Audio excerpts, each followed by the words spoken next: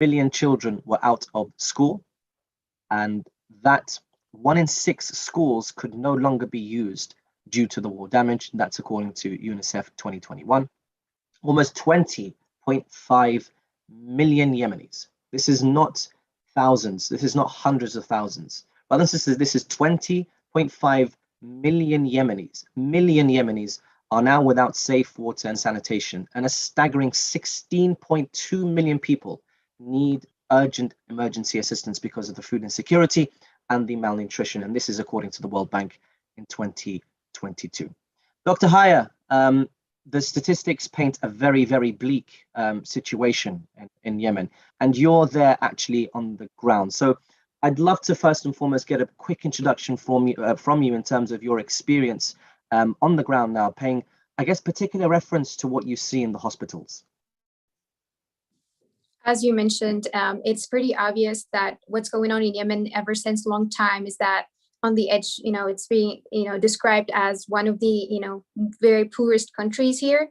Poverty is something we live with. I live in the capital, which is Sana'a, and we still suffer every day on transportation, on food and shortage. You could imagine the other 22 governorates in Yemen, which are like, already they were prone and they're fertile for infectious disease. Yemen ever since was known for cholera and tackling a lot. You could imagine a third world country like Yemen during the COVID-19 and all the new, challenges that we're going through. So you could imagine the burden on Yemen. I can tell you from like my perspective as a medical student, what we see every day, as you mentioned, malnutrition. People were used to come, to hospitals a long time ago because they're ill. Now they only seek medical help when they're critically ill, on the edge. Going back to their lifestyle, every day, me and many million Yemenis, every day we look for, basic need of survival. As you mentioned, water, clean water, sanitation, and all of that, which makes Yemen very fertile soil for all of infections, for, not having a healthy lifestyle, and many more consequences, keep on challenging, rising every day. So, yeah. So you mentioned something quite interesting in terms of, previously our lifestyle, where people would come to the hospital for medical care, but now they're coming for only critical medical care. I want to get a bit more personal and understand from your side, Dr. Haya. The reason why I'm asking this question is because personally, from my background, I'm Iraqi, and when I speak to my father, he says to me, 30, 40 years ago, when I was living in Iraq, as in my father was living in Iraq, he reminisces his younger days as being quite beautiful. He remembers going out with his friends, playing, on the streets. He went to schools. There was generally, I would say, an okay lifestyle. Yes, they were under a despotic rulership at the time, but he still reminisces the good times, he would say. From your side, Dr. Haya, looking at, I guess, the early life before this whole situation started, how have you seen the differences from now compared to, I would say, maybe 10, 15 years ago, before we get into the situation in Yemen now? What was it like living in Yemen? Specifically Sana'a. Yeah, okay. Like from my side, as I mentioned earlier, I live in the capital, which is Sana'a. One of the every day I worry about my safety. Like when I every day, I don't know if I'm going to wake up, I am completely I'm going to make it to the next day. That's something to put in mind. Other when I go to the hospital, am I gonna, get something, because lack of, medical equipment, lack of many things, I could catch like a virus, go home, spread that to my family. There's no isolation. There is no, precautions. There is no anywhere else in the world, I would say quarantine. There is, all of these things. So I am every day exposed to dangers, from my. Was that the same growing up? Did you have that same feeling growing up? With time, it keeps on getting worse. Like maybe I did not worry about my safety long time ago, but each and every time it keeps on leveling up. For now, it's like safety. Tomorrow, am I going to go to school? Am I going to go in the hospital? And it's, is it safe? Is everything okay? So every day, a new thing is being added to the list existing before. Okay, so tell us about, I guess, the COVID situation everyone's been speaking about for the last 2 years. Doing a bit of research, I understand that some of the The vaccination program has been affected majorly. Tell us a bit about the COVID vaccination program, which, by the way, us living in the West, we take for absolute granted. But living in Yemen, I guess that's not the situation. Exactly. So you could imagine like many diseases that has already spread, that has already disappeared, like polio. You could imagine like other that, a single vaccination can prevent this lifelong, burden on the country, on the family. It's becoming back here. It's relapsing because, as I mentioned earlier, because of the socioeconomic and because of the medical and the social and everything here is being changed. The environment has changed and we're being prone to everything. People like in first world countries and other countries, they already eradicated polio. We still have it here and keep on rising. Pertussis, children, they don't get their proper vaccine or all of that. Let alone the COVID-19, which needs like a special care, special, special quarantine, specially equipped hospitals, special medically trained staff. So you could imagine, like, we're not done with the infectious and endemic ones to level up to new challenges like the COVID-19. Everyone's tackling that. We're still tackling, many more, the previously and the new existing ones. Okay. And from the, as you mentioned, unfortunately, from the many items on that list that is affecting the people of Yemen in such a critical way, what help is needed on the ground? It is sad. I admit that it is sad because, media is not giving a proper scoop of what's going on in Yemen. People, as many of us know, they go through a fatigue phase where they normalize war in Yemen. They normalize the need of Yemen and they start looking for, I understand that people think and want to see a clear vision of what they spend their money on when they donate. But we are still on the level of basic needs of water, sanitation, good care, and all of that. Education, as you mentioned, how many children had to give up going to school? How many, child labor is increasing and all of that. Things that we already wanted to, let's say, fight, we're going back to as solutions. Just because the situation here keeps on getting worse. And as I mentioned, the media is not giving enough attention, does not make Yemen, doing fine or is improving. Other things are going on in the world, I admit, but Yemen deserves more attention and people should know a clear vision of what's going on here. They need to listen to people of Yemen. They need to know their need. And as I told you, basic needs. They need life. They need a shelter, a clean place to live in. They need, many people being displaced. If you know, Yemen is always welcoming people from Syria, Somalia, and Ethiopia from many countries, yet they don't receive support. We've been a home for people who doesn't have home, yet we don't have support on that. It just keeps on increasing the responsibility. Again. Sorry. So not only, so you're telling me that not only is the situation for Yemenis as dire and critical as it is, with COVID situation, with illnesses anyway, with the poverty situation, with welfare, children in school, not only is that a burden or that a critical situation for you, but you're also housing refugees from neighboring countries. Exactly. As I mentioned, Yemen has been without support, no government support. They just come, and you could imagine like the increase of of need. You don't have support, and you have to give. Unbelievable. So, I mean, I don't want to draw parallels with any other I guess crises in the world, but what we've seen what's been happening in the media in the last month or so, and people have been welcoming and people have been supporting certain countries that are in the media. But so you're saying in terms of the top 3 items that are desperately needed, one is coverage,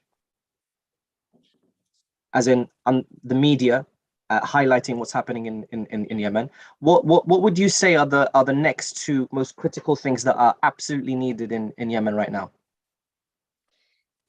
There are many things. I cannot prioritize some, does not, give less importance of any. As I said, many people, if you know that school teachers don't have salary, here people don't have salary, if I mentioned that. Yeah. They people who teach us don't get paid. That's something to mention. They have to provide for their families. So maybe I would say basic needs of, clean water, of shelters, of, having access to medications. I can give an example. As a medical student, we don't have access to dialysis solutions, which make many children don't undergo dialysis. And you could imagine they need it like twice or thrice per week.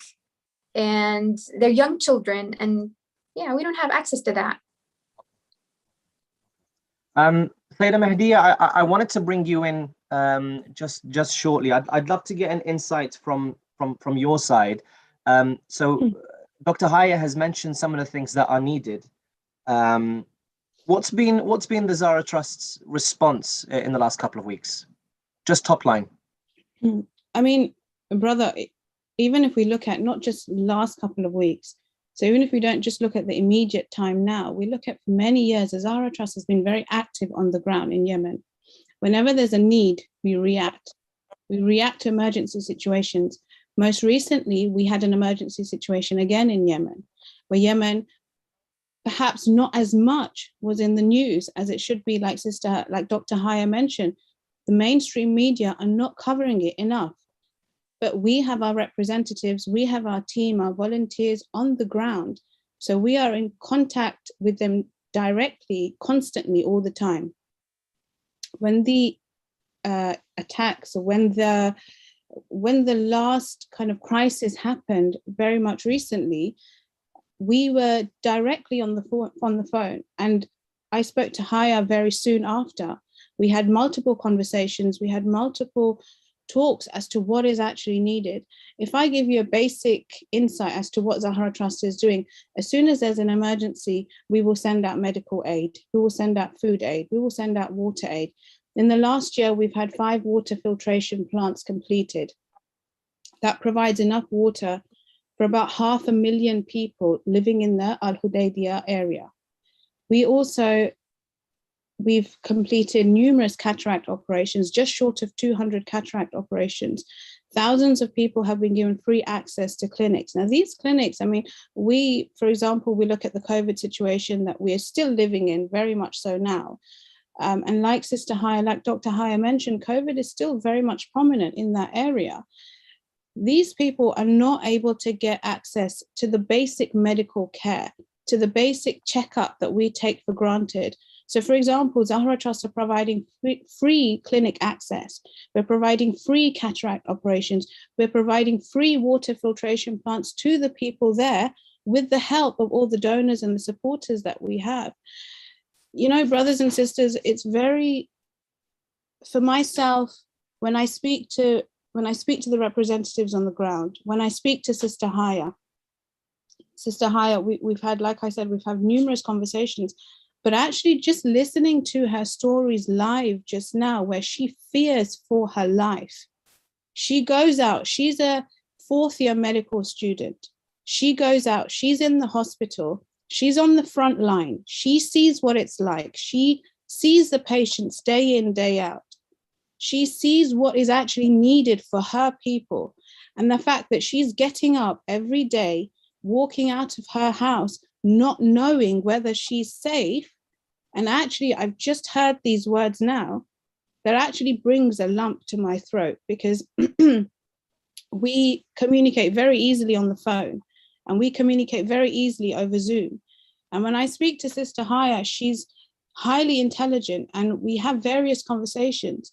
But to hear her now say that my people are suffering, and actually I want to stress they're not just her people, they're our people. They're our brothers and sisters, and it's all our responsibility. We are on the wiladat of the Imam of our time. It is Imam Mahdi's wiladat today. So in his name, brothers and sisters, we raise for the people of Yemen. Sister Haya said that these people are very generous. They're allowing people from other countries in to their own country, a country that is already suffering, that has been suffering for so many years, yet they are so generous and allowing people into their country, a country that has already been, the infrastructure has been damaged, the hospitals have been damaged, The schools have been damaged. And actually, Sister Haya, this is something that I want to point out, where she was telling me about how the children, when they go to school, the education is not what our children receive. Yeah. Even simple things like gas and electricity, what we take for granted, Absolutely. is very limited on the ground there. So, Sister Haya, maybe you can even elaborate on that as to what help actually is needed, and how the Zahra Trust, like I said, are very proactive whenever there's a need. And brothers and sisters, I can assure you, your funds will go there to the people who need it. Thank you, Sayyidah Mehdi. We will, inshallah, will be, I guess, explaining how simple the donation process is towards the end of the show. Dr. Haya, I just wanted to ask very quickly, in terms of the aid that is needed, I'm sure some of them are short-term critical aid and some of them are a bit more long-term. Can you tell us a bit about some of the differences between them and which one is, I guess, the most important right now? I would say basic need, as I mentioned earlier, basic needs of food, water, sanitation. Because basic needs, for example, people don't get enough access to, let's say, proper food. Let's say medication, and that's like a loop of a round loop of all the consequences that's going to raise later. For example, people who have severe malnutrition, they go to very severe complications, and then for example they go through secondary infections or whatsoever, and then they kind of their disturbed mentality, their performance in school, maybe they drop out of school, maybe they don't have enough. As I mentioned, Yemen is in need for every donations for now, as because I myself, I'm a medical student. I live in the capital, yet I suffer every day from, am I gonna let's say find transportation? Do I have to wait for a gas line for like 3 hours, 8 hours? I know media has not, kept a scoop on that, but Yemen now is in short need for, a severe need for let's say gas crisis here. It's crazy.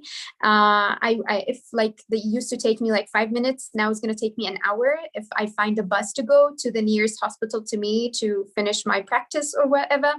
Also education, even many people, as I mentioned, something it lacks. It's like, a loop.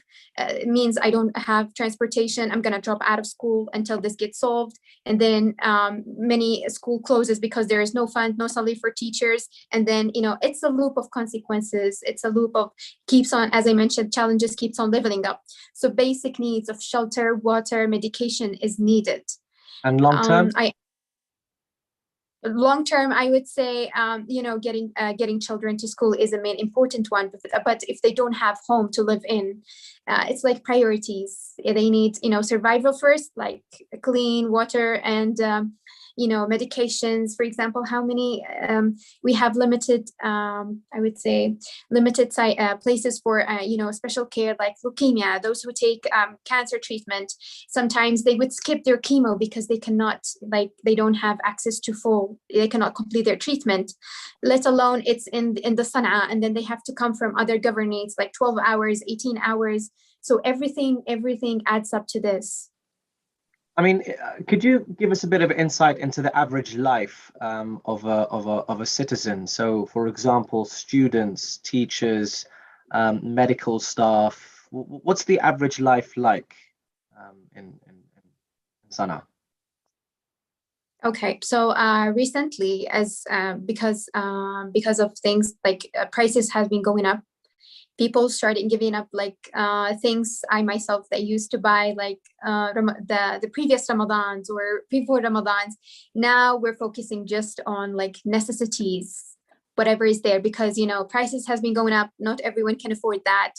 You could imagine people on their daily life don't have access to proper food or a healthy meal, or children going to school. You could imagine when Ramadan comes and then they have to fast, and maybe or maybe not they're gonna have food to break their fast, because people here, as I mentioned, the world is normalizing this, but not enough people know about what's going on in homes.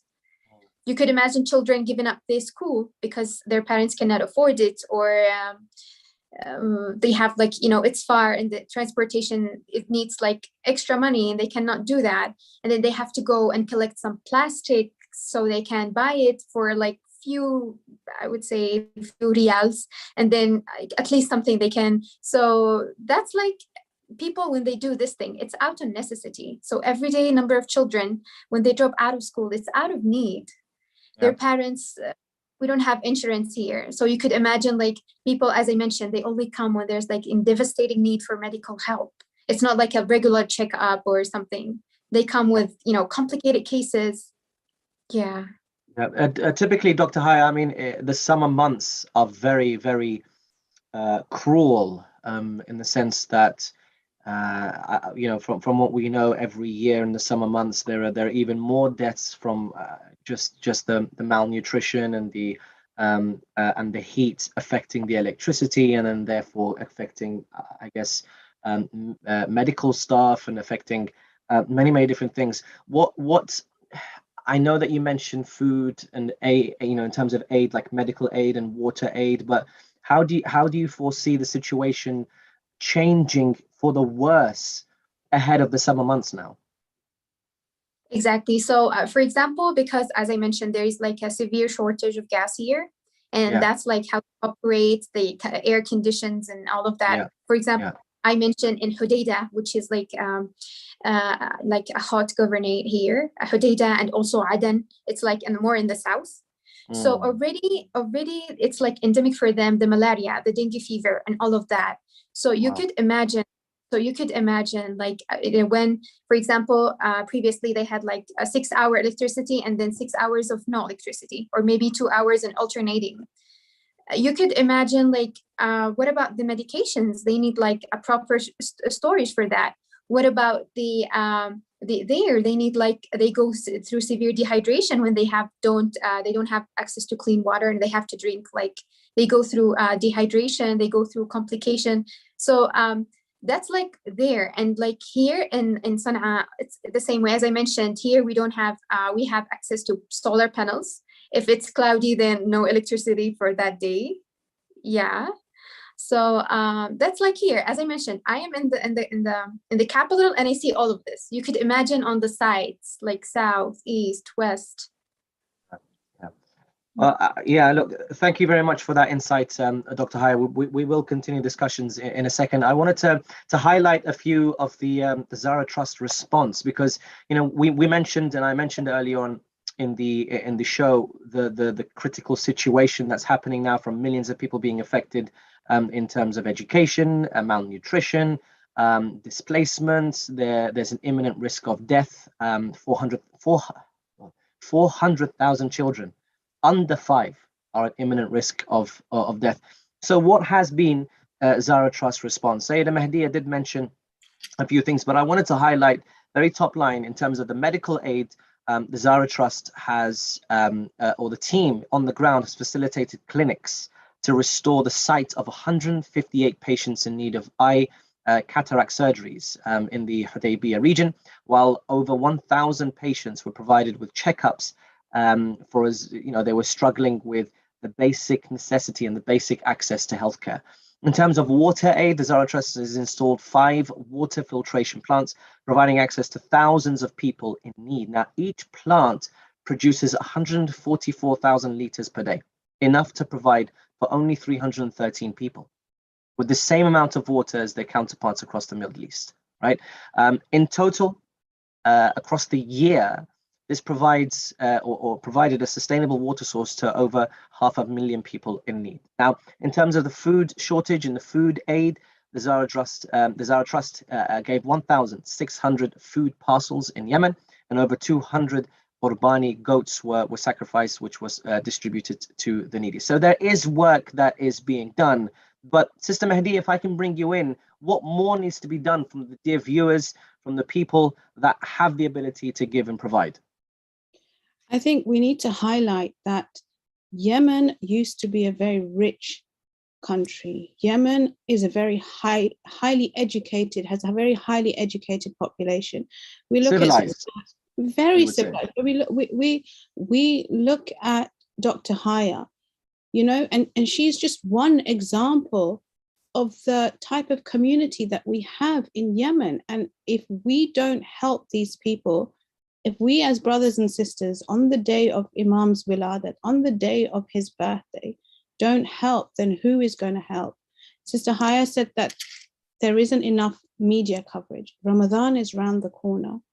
For example, I'll give you an example. When the COVID situation broke, when COVID outbroke about 2 years ago, the Zahra Trust provided not only medical leaflets as to educate people how to protect themselves. We were on the ground supplying medication. We were on the ground supplying sanitizers, masks. We were on the ground supplying food because people had lost their jobs. People were in houses trapped because of the COVID situation.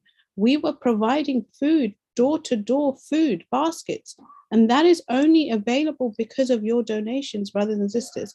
Every donation that you make goes straight to the team on the ground. And Sister Haya is an example of what need is actually there. The situation in Yemen, I cannot stress enough how dire the situation is. You've had a short glimpse and a short insight from Sister Haya as to what is needed. Ramadan, like I said, is round the corner. Dr. Haya herself said that the amenities that she was buying last year, this year, she's not going to be doing that. People are cutting back. People are cutting back on basic necessities. And just something that I want to highlight to all our viewers, to all our donors who have always supported the Zahra Trust, and for what I'm really grateful for is the fact that these conditions are preventable. A lot of these conditions are preventable. For example, when somebody drinks dirty water, they don't drink it because they want to. They drink it out of desperation because they're dying of thirst.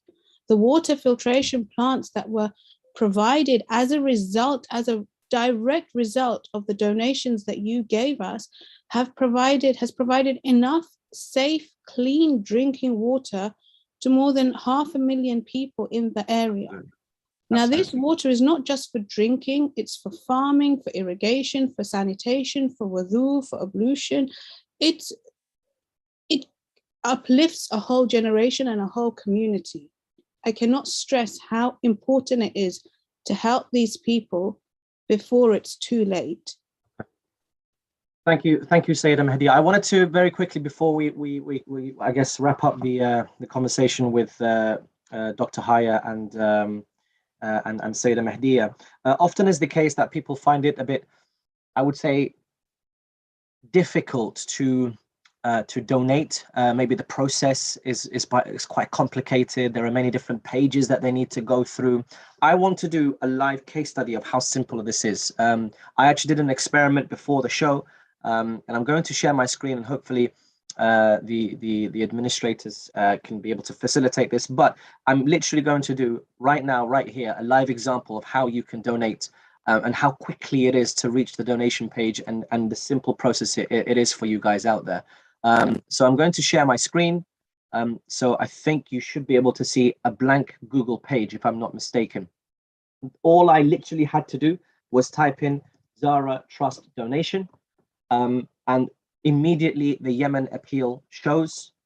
And when you get to the Yemen appeal page, there's information as to what is going on, what is the critical situation, what has our team done. And then you can see at the bottom here, there's a quick donation page. Yeah, the quick donation button, you can select what exactly you want to donate for. So it could be things like, where is the need most needed? Where is most needed? You've got things like the Yemen appeal, for example. You want to pay sadaqah, water aid, qurbani, COVID-19 aid. And then you can make a single donation or a regular donation for as many pounds as you want. Or the simple pages, you can select from the different options, whether it's £50, £110, £120, or £250, or even you can decide any little or any amount goes a long way towards the situation in Yemen, and you can click donate now, and it's as easy as that, brothers and sisters. So I do call, and as Sister Mahdiya mentioned, I do call on the generosity of the dear viewers. You have been amazing so far. This is not to say that you have been amazing. You've contributed as much as you can, but we still need to know more. We still need more. As Dr. Haya has highlighted, the situation is critical now, and the situation is going to get even worse in the future if we don't provide any help. So I call on the people that are listening to the show, that will be listening to the show later on, to visit www.zahratrust.com/Yemen. It's as simple as that. It will show you to the page where you can donate. I call upon you on the name of the awaited savior, Imam al-Mahdi Ajallahu Ta'ala Farajul Sharif, right? And so if any of the attendees have any questions, feel free to message them through. We will be providing a couple of minutes to ask the questions to either Dr. Haya or Sayyida Mahdiya. Dr. Haya, I think, wrapping up the conversation, what would be your main message that you'd like to get across to our donors and these supporters?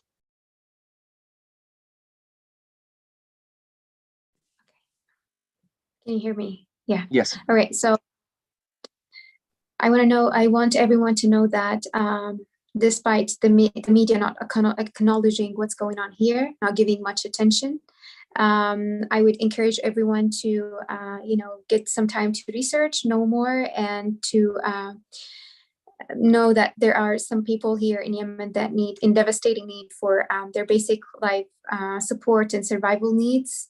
I want them to be the message to let other people know that there is a country, Yemen, and it's suffering, and every day it keeps leveling up. Every donations matters, and as I mentioned, in all aspects, it's still on the basic survival needs that we need, everyone to know that things just keep on getting worse.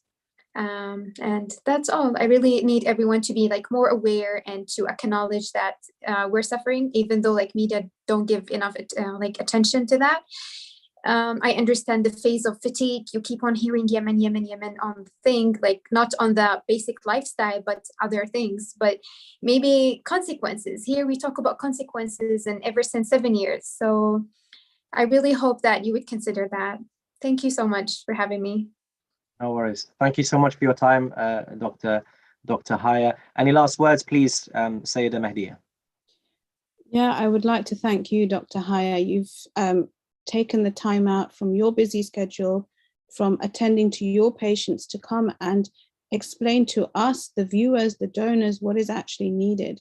Brothers and sisters, I urge you to listen to the words of Sister Haya.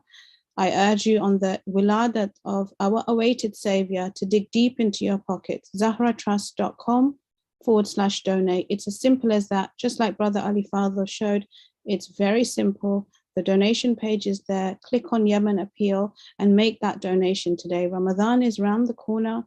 Our brothers and sisters need help. We would not allow this to happen to our children and our loved ones. Why should we allow the people of Yemen to have any less? Brothers and sisters, I urge you to not look back, to make that donation today and help potentially to save lives, inshallah, together on the wiladat of Imam Zamana. zahratrust.com/donate. Thank you to all our donors around the world. Thank you for all your support. Like I said, this is not possible without the support of all of you. I urge you once again, thank you, brothers and sisters, and thank you to Dr. Haya for your time once again. Thank you very much, Sayyida Mahdiya. And once again, thank you, a heartfelt thank you to Dr. Haya Al-Kubati for your insight. Brothers and sisters, from a personal perspective, we scroll through Instagram and social media on a regular basis, and sometimes we get desensitized to the situation, only because we see so many appeals and we see so many pictures and news articles, and so it does, and as I mentioned earlier on the call, it does seem like it's a bit far away, because it's just happening in the Middle East. It's not happening closer to home. And so what this has given me personally is an insight from Dr. Haya to be able to understand this is happening right here, right now on the ground. This isn't someone who's just visited, a couple of weeks, did some fact finding, some research, and then come back home. No, this person has been living there since birth. And they've seen the drastic changes that's happening over the last 10 years, I think it is. Over the last couple of years, they've lived life of prosperity before, and this is the I guess the sad part of it is that it's a civilized country who welcomed tourists. It was very much a tourist or a country, and so for it to change so drastically and become a war-torn, poverty-stricken country is sad, and it is a situation that we living in the West must we have a responsibility to be able to help in any way, shape, or form. One of the main things that she mentioned, even if you don't want to contribute money, but Dr. Haya mentioned something absolutely critical and it's very, very important, and that's media coverage. As much as we can, find out, follow Dr. Haya on social media wherever she is. I'm sure we can share her socials. Follow people who are actually living in Yemen right now, who are posting about the situation. Retweet them and reshare the articles or reshare the content that they're putting out there so that people can see what's going on the ground. So once again, on the birth of the Imam, the awaited Savior Imam Mahdi Ajjallahu Ta'ala Faraj Sharif, we pray to Allah subhanahu wa ta'ala to ease the burden and ease the stress and ease the strife of everyone living in difficulty. The Imam of our time is seeing this, and he's also seeing our action and our response to what's going on. He loves generosity. He loves the fact that we can help our brothers, create a community, create a bond between us all. And if he sees the situation in Yemen and many other different countries that are affected and need help, and we're not doing much, it's going to affect the Imam. So bear that in mind, brothers and sisters. Once again, Dr. Haya, thank you so much for your time. Sister Mahdiya, Sayyidah Mahdiya, thank you so much for your time. And from myself, thank you very much for watching. Dear viewers, once again, thank you for your donations.